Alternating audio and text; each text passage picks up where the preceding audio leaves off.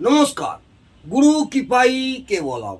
আজকের আলোচনার বিষয় হচ্ছে কোন বারে কোন নক্ষত্র হলে জাতক জাতিকাদের কুফল হয়, অর্থাৎ কি ঘটবে, কি খারাপ হবে, সেই নিয়ে বিস্তারিত আমি আলোচনা করছি।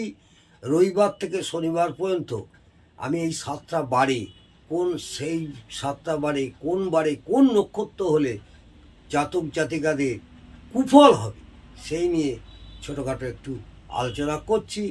সামান্য একটু আইডিয়া আপনাদের থাকবে। রবিবার দিন যদি অশ্বিনী নক্ষত্রে কোনো জাতক জাতিকা জন্মগ্রহণ করে, রবিবার দিন যদি অশ্বিনী নক্ষত্রে 1 নম্বর নক্ষত্র অশ্বিনী নক্ষত্রে যদি কোনো জাতক জাতিকা জন্মগ্রহণ করে, তাহলে জীবন সংশয় হওয়ার সম্ভাবনা প্রচুর থাকে। জীবন সংশয় হওয়ার সম্ভাবনা প্রচুর থাকে। সোমবারে চিত্রা নক্ষত্রে কোনো জাতক জাতিকা জন্মগ্রহণ করলে, সোমবার চিত্রা নক্ষত্রে কোনো জাতক জাতিকা জন্মগ্রহণ করলে জীবন সংশয় হওয়ার সম্ভাবনা থাকে, মনে রাখবেন। মঙ্গলবার দিন উত্তর ফাল্গুনী নক্ষত্রে জন্মগ্রহণ করলে জাতক জাতিকাদের জীবনে সংশয় হওয়ার সম্ভাবনা থাকে।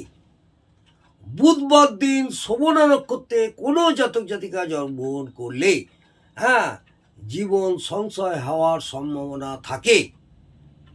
বৃহস্পতিবার দিন শতবিশা অর্থাৎ রাহু শতবিশা নক্ষত্রে কোনো জাতক জাতিকা জন্মগ্রহণ করলে কি হয়, জীবন সংশয় হওয়ার সম্ভাবনা থাকে।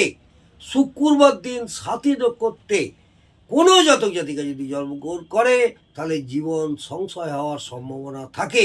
শনিবার দিন রেবতী নক্ষত্রে জন্মগ্রহণ করলে জাতক জাতিকাদের জীবন সংশয় হওয়ার সম্ভাবনা থাকে।